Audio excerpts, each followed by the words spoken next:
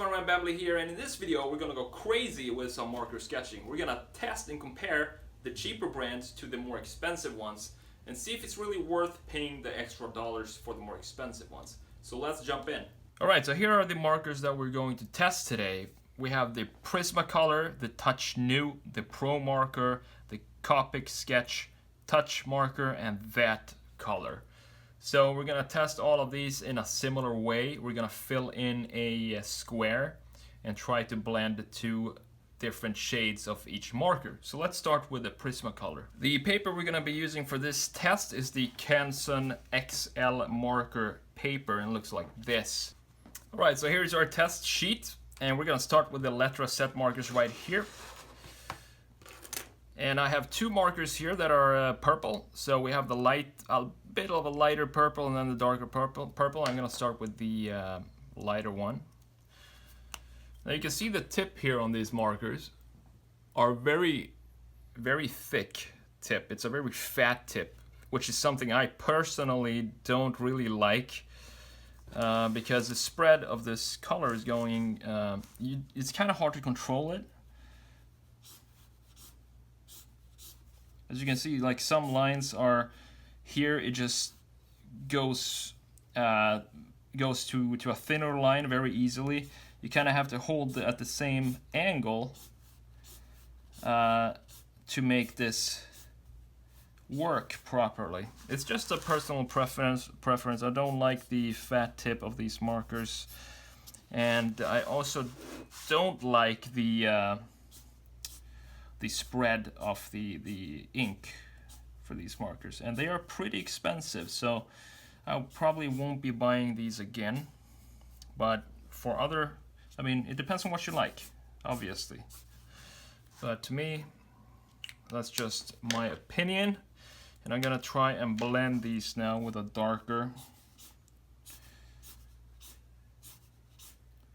And it's also very hard to figure out where the brush is you know, ending, because it's so fat, so I can't really see when I look at it where I'm gonna touch, where the touch point is going to be, if that makes sense.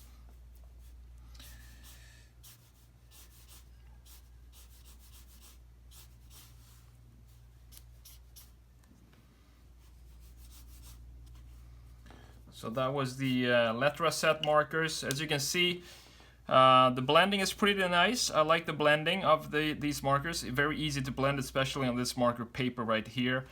What I don't like is the, you can see the pigments of the ink here. You can see some white. I don't know if it catches on the camera, but you can see that it's not really filling in the entire paper with the ink. You have to go really slow to do that. And also the fat tip is kind of a, it's just too fat for me. So I do prefer the thinner tips, which we're gonna go into right now on the Touchnew markers. So these are Touchnew markers. We have a purple right here, and we have a lighter purple right there. So let's start with the lighter as well on this one. Do the exact same thing. And as you can see, the flow of this marker is just so much better. It's so much easier to get a nice clean line with these markers, and it also fills the paper nicely.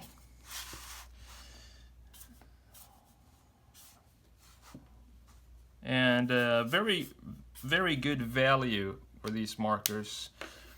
And same thing here, you have a fine tip and a broad tip on this end. I'm going to use the darker shade and fill in the bottom part of this. And then go back to the first one and try to blend this and see how that turns out. Pretty easy to blend here as well. So you can see the difference here with the two markers. We don't have any white spots inside of these markers because the marker actually fills up the entire paper. Not like the Electra Set, which left some white still on the paper, even though I just pressed hard with the marker and went over the paper at the same pressure as I did with the Touchnew. So let's move in to the Promarker. These were the first markers that I actually started with. I'm gonna find the red one here. There we go. So we have two different reds. I think this is the lighter one. And these markers, these specific markers, I've had these since 2007, and they're still working really great. So it's crazy how long, you know, you can keep these markers. Well, obviously that would make sense. It is dry. Well, that didn't work out, did it? And it's over. So what happened here with the Pro Markers, I'm sorry about that, but all of my Pro Markers were dry, except for these two bottom ones here, which is still some life left in them. So what I'm gonna do is just use the bottom part of this square to try to just, hopefully just give you an idea of how Pro Markers work. Keep in mind that these specific markers, I've had them all since 2007. And they are still working, I mean, they're still decent, at least a few of them here at the bottom. These are the ones that I would definitely recommend to start with, these Pro Markers. They're not that expensive, and you can just buy them separately at an art store. Just pick up a few shades and, you know, start playing around with it.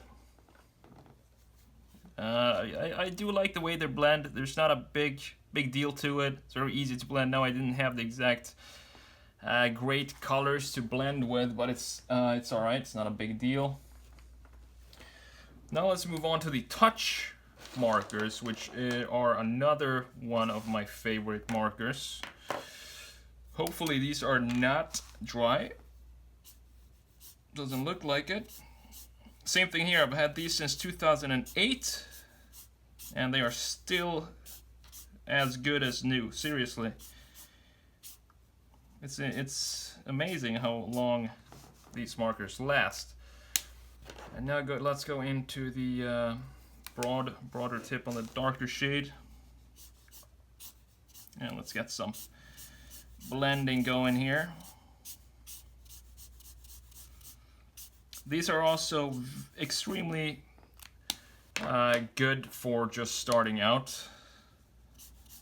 I think you can buy them separately. I'm not sure. Or you can buy them in set, obviously. But you can see the blending here, similar to Touchnew, where the distribution of the ink is very smooth and even all over the place. Same thing here. Maybe it's a bit too much with the Touchnew. Maybe it's too much ink here. Again, it depends on what you like, what you prefer. So now let's move on to the Copic Markers. So we have a, let's see, a red one. Let's see if we can find a similar one here. Well, it's too similar, I guess. I think that's maybe better. So let's start with the violet. Broad tip again.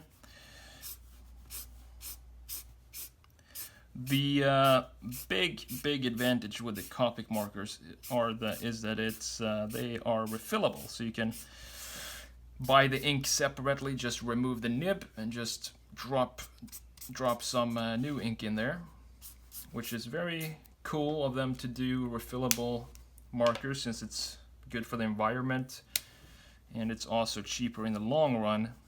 But as you probably know, to buy them in the first place is pretty expensive. But I guess you would make up that cost if you buy the refills, because all of these other markers you have to basically buy new sets whenever they go dry.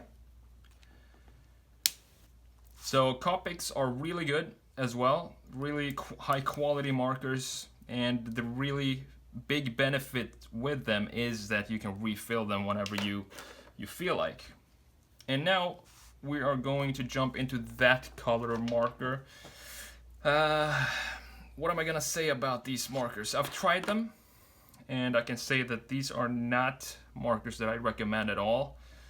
I have a set of brown markers, and I think these two actually have color in them, but I have one that is supposed to be brown. It says brown something on it.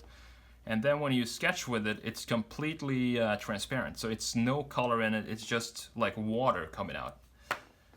So the quality of these markers, not that great. And these are, I haven't used them, and you can see that they have a huge variety of whatever shade comes out of these markers, even though they're brand new. I never use these markers. But I mean, they're super cheap, so if you just want to have some markers to play around with, I guess you can get these markers, but I wouldn't really recommend it, since you have the Promarker, you have the Touchnew, and you have even the super great touch markers, which are a huge great value. Try to blend this, see if we get some cool blending going on right here.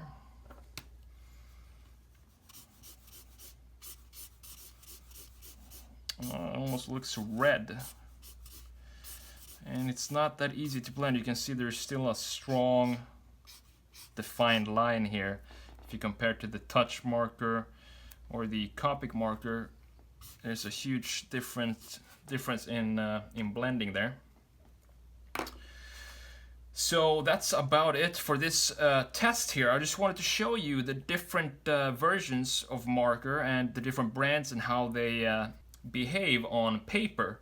So it's up to you to decide which one you want. My personal preference are the touch marker, the Touchnew, and the Promarker. I also love the Copic marker. They're great markers, but if you're just starting out, they can be a bit expensive.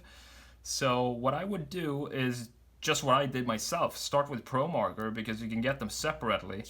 You can get maybe cool gray 2, 5, 8, and black, and you're good to go. Those are all the markers you need to get started with shading. So I hope this video was useful for you. If you liked it, please don't forget to like the video and subscribe to my channel. If you have a friend that's interested in this kind of stuff, make sure you share this video with them. My name is Marwan, and I will see you next time. Take it easy, guys.